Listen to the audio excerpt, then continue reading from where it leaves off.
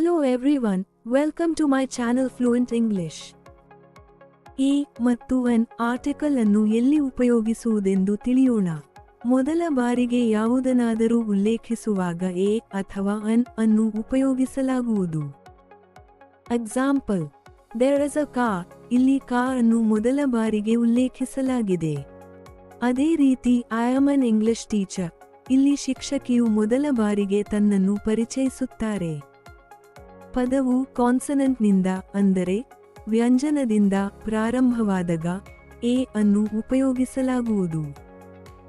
A, E, I, O, U ಅನ್ನು ಹೊರತುಪಡಿಸಿ B ನಿಂದ ಝೆಡ್ ನವರೆಗಿನ ಎಲ್ಲ ಲೆಟರ್ಗಳು ಕಾನ್ಸನೆಂಟ್ ಆಗಿದೆ. ಕನ್ನಡದಲ್ಲಿ ಕದಿಂದ ಳ ವರೆಗಿನ ಅಕ್ಷರವು ವ್ಯಂಜನವಾಗಿದೆ. Example, a cat, a bird, a house. ಕೆಲವೊಮ್ಮೆ ವಾವಲ್ಗಳು ಕಾನ್ಸನೆಂಟ್ ಸೌಂಡ್ ಅನ್ನು ಹೊಂದಿರುತ್ತದೆ. ಆಗ ನಾವು ಎ ಆರ್ಟಿಕಲ್ ಅನ್ನು ಉಪಯೋಗಿಸಬೇಕು. A, E, I, O, U ಇವುಗಳು ವಾವಲ್ಗಳಾಗಿದೆ.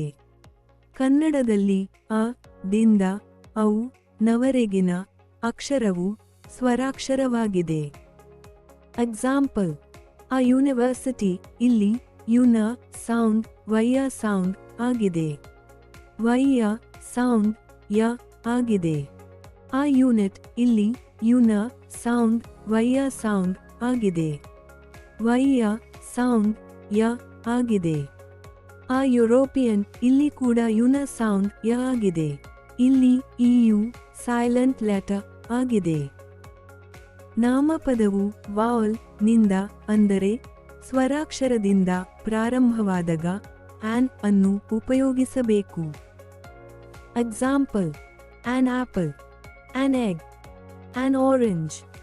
ಕಾನ್ಸನೆಂಟ್ಗಳು ಅಂದರೆ ವ್ಯಂಜನಗಳು ವಾವಲ್ ಸೌಂಡ್ ಅಂದರೆ ಸ್ವರಾಕ್ಷರ ಸೌಂಡ್ ಅನ್ನು ಹೊಂದಿದಾಗ ಆನ್ ಅನ್ನು ಹಾಕಬೇಕು.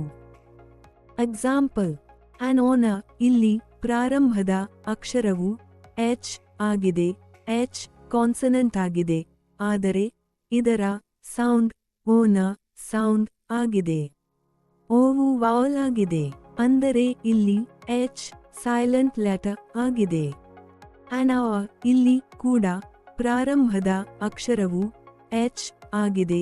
ಎಚ್ ಕಾನ್ಸನೆಂಟ್ ಆಗಿದೆ, ಆದರೆ ಇದರ ಸೌಂಡ್ ಓನ ಸೌಂಡ್ ಆಗಿದೆ. ಓವು ವಾವಲ್ ಆಗಿದೆ, ಅಂದರೆ ಇಲ್ಲಿ ಎಚ್ ಸೈಲೆಂಟ್ ಲೆಟರ್ ಆಗಿದೆ.